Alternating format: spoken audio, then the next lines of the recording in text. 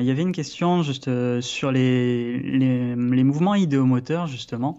Ouais. Alors là, c'est plus dans le contexte actuel, mais on parle de propositions de mouvements idéomoteurs que tu pourrais proposer, toi, face caméra, assis. Donc, j'ai parlé déjà de la vidéo que tu avais faite là-dessus sur les séances à distance.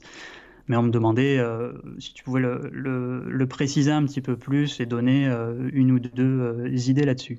Alors, face caméra assis, face caméra, ce qui marche bien, c'est évidemment la tête. Alors, la tête qui se penche en avant, ça peut marcher bien, mais la tête qui se tourne vers la droite ou vers la gauche, ça marche très bien, évidemment, très visible.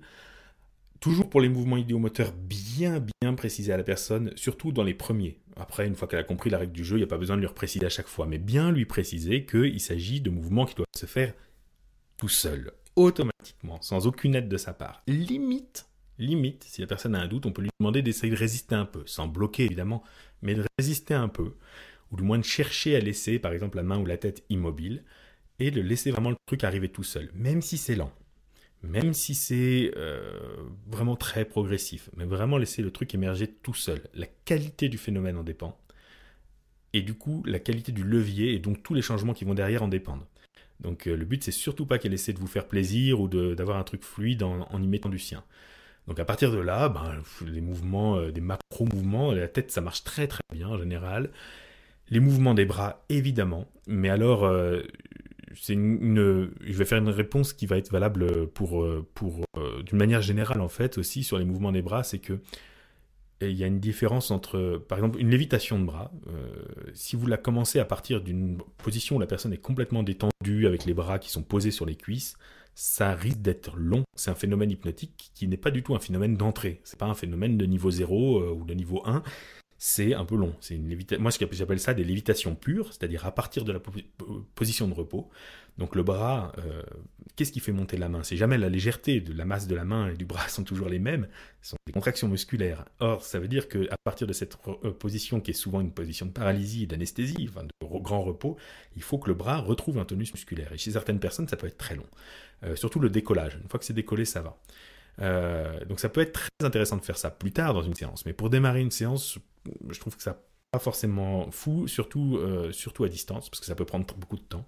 Donc il faut qu'on ait des bras déjà en l'air. Donc tout ça, pour ça, demandez-leur de les mettre en l'air tout simplement. Dites, mettez vos mains devant vous, comme ça, comme si vous teniez un ballon. Et quand je compterai jusqu'à 3, vos mains vont se rapprocher toutes seules, sans aucun effort de votre part, à leur propre rythme. Mais vraiment, vous n'allez surtout pas les aider. Vous pouvez garder les yeux ouverts et même les regarder se rapprocher. Vous pouvez fermer les yeux si vous voulez. Elles vont aller à leur rythme. Si c'est lent, c'est normal. Si c'est rapide, vous les laissez aller. Vous allez pouvoir observer même la respiration peut-être qui accélère au moment où elle se rapproche. Mais en tout cas, voilà, vous êtes juste spectateur de ce qui va se passer quand je vais compter jusqu'à 3 et que les mains vont se rapprocher. Et puis voilà, vous avez un bon phénomène idéomoteur bien visible. Puis après, derrière, vous pouvez mettre un signaling, par exemple. Quand je pose une question et que la réponse est oui, l'inconscient rapproche les mains. Quand la réponse est non, l'inconscient écarte les mains.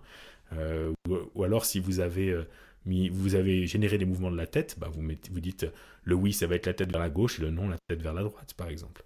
De toute façon, il n'y en a pas 36 000, hein, vous n'allez pas faire bouger les pieds, mais c'est comme en séance. En général, c'est mouvement de bras, soit ça se rapproche, soit ça monte, soit ça descend, soit la tête bouge. Si vous mettez une main en l'air, par exemple, une main par exemple, vous pouvez dire, tenez, mettez votre main en l'air et puis regardez le creux de votre main.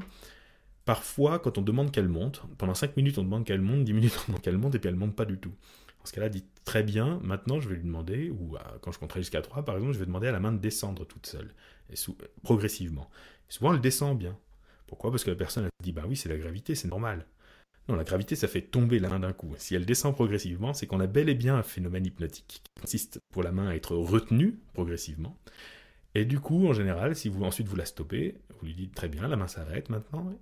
Et maintenant, je vais à nouveau compter, vous allez voir comment la main monte. Et bien souvent, elle monte beaucoup mieux après être descendue quand même. Il y a un premier phénomène amorce, et ensuite la main monte mieux. Voilà, truc pour l'idéomoteur au passage. Pourquoi trouves que c'est pas la peine de justifier l'idéomoteur quand tu en fais en séance? Alors, de justifier... Alors, si, je trouve que ça peut être intéressant quand même de l'amener, on va dire.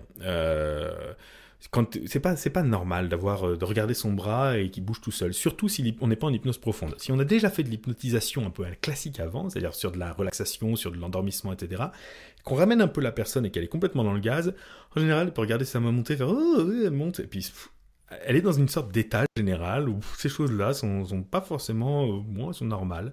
Euh, et par contre, si on fait de l'idéomoteur vraiment dès le départ, comme ça peut être différent. Ça peut amener vraiment un ressenti très différent. C'est un peu comme opérer sans anesthésie, en fin de compte. Regarder sa main bouger toute seule, comme ça, pour certaines personnes, c'est oula, mais qu'est-ce qui se passe? Mon corps n'est pas supposé bouger tout seul, comme ça, sans que. Mais le moindre mouvement, il y a des personnes qui, avec un tout petit mouvement, peuvent déjà avoir un sentiment un peu angoissant.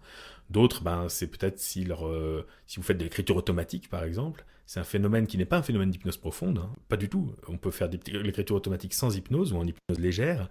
Eh bien, ça peut être flippant, justement. Alors que écrire en hypnose profonde est moins flippant, puisqu'on est dans un état général où on a compris ce qui se passait.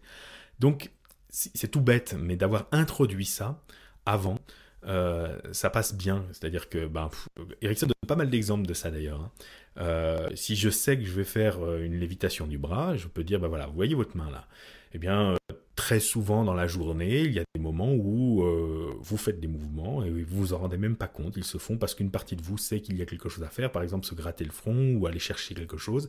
Vous êtes focalisé sur autre chose, par exemple l'objet à aller chercher ou même complètement autre chose, et votre bras bouge tout seul. Vous n'avez pas besoin d'y être attentif ou vous n'avez pas besoin de vous dire « Ah tiens », ou par exemple, si vous tombez dans la rue, vous vous dites pas « Tiens, je suis en train de tomber, ça serait peut-être pas mal que je mette mes mains en avant, comme ça pourrait me protéger. » Parce que si vous passez par ce processus de décision consciente, c'est trop tard. En général, vous avez un réflexe. Bien là, c'est un peu la même chose. Simplement, ça va être un petit peu différent parce que c'est moi qui vais dire quel mouvement il y aura. Et ça peut vous sembler bizarre. Vous désamorcez ça d'ailleurs, si vous prenez les devants sur le... Ça peut vous sembler bizarre. Ça peut faire un peu esprit et tu là, etc. Mais en réalité, tout ça est bien rationnel. Parfois, il suffit de dire ça. Parfois, il suffit de dire... Ça peut faire bizarre, mais en réalité, tout ça est très scientifique et très rationnel. Ah bon, la personne, elle ne vous demandera même pas de compte là-dessus, elle vous croira sur parole. Mais introduire un petit peu avant, par des lieux communs, c'est pour ça que je conseillais la lecture de Monstres et Baguettes Magiques. C'est une très bonne lecture pour justement choper des trucs là-dessus, choper des comparaisons avec le quotidien, des lieux communs, comme disait Erickson, qui vont permettre d'illustrer. Souvent, on se justifie après. On va dire, par exemple, vos mains vont se rapprocher toutes seules, et puis pendant que c'est en train de se faire, on voit que la personne, elle fait des gros yeux du genre, oula, elle se sent pas très bien, et on justifie après. On dit, mais non, mais vous savez, c'est tout à fait normal. Avec l'expérience, on finit par mettre cette justification un peu avant, histoire de préparer le terrain. Après, si la personne pas forcément pour tout le monde, si la personne est très demandeuse, si on est dans une ambiance, allez, je vais vous montrer comment ça marche, ça peut aller très vite. Hein. Mais ouais, faut pas avoir trop l'air de se justifier et pas forcément trop donner d'explications non plus scientifiques.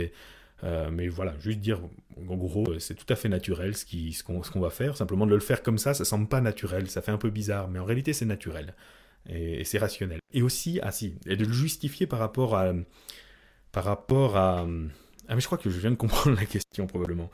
Souvent je conseille aussi de faire des mouvements automatiques pour du beurre. Juste vraiment pour le sport. Juste, voilà, votre bras droit va monter, votre bras gauche va descendre, et ne pas les relier tout de suite à quelque chose en lien avec la thérapie ou en lien même avec l'approfondissement de l'hypnose.